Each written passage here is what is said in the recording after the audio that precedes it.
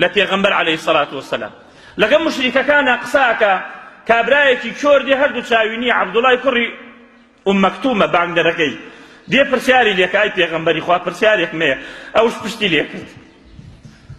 پشتی لێ کرد و هەر لەگەڵ مشریکەکان بوو هەتا خوای پەروەردگار پێی فەرموو عەبەسە وەتەوەلە ئەن جاءەهو الأعمى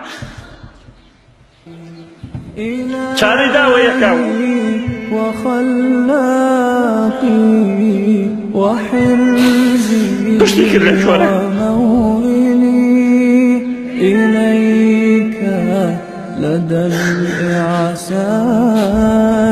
واليوم بەڵێ کەسێک چەندێ مەرتەبەتی هەبێت بەڵام هەڵا کات هەر قابیلی بەوەیە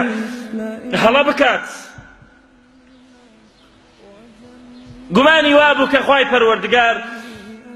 کارەکانی لەسەر قورس ناکات بەڵام قەومەکەی زانیان کە عەذاب دێت سنەتی خوای پەروەردگار وایە وەکو باسی شوعەیبمان کرد لەگەڵ قەومەکەی سەلامی خوای لەسەر بێت وەکو باسی لووتمان کرد سەلامی خوای لەسەر بێت لەگەڵ قەومەکەی ئەیانوت ئەی قەومەکەم عەذابی خۆوا بەڕێوەتە دە ئەیانوت ئێمە چاوەڕوانین دەفا بزاو عەذابە خوا ئین کونتم من الصادقین ئەگەر تۆ ڕاست دەکەی کوانێ و عەذابە وا تۆ ئەڵێ ئەوان ئاوا گاڵتەیانەکە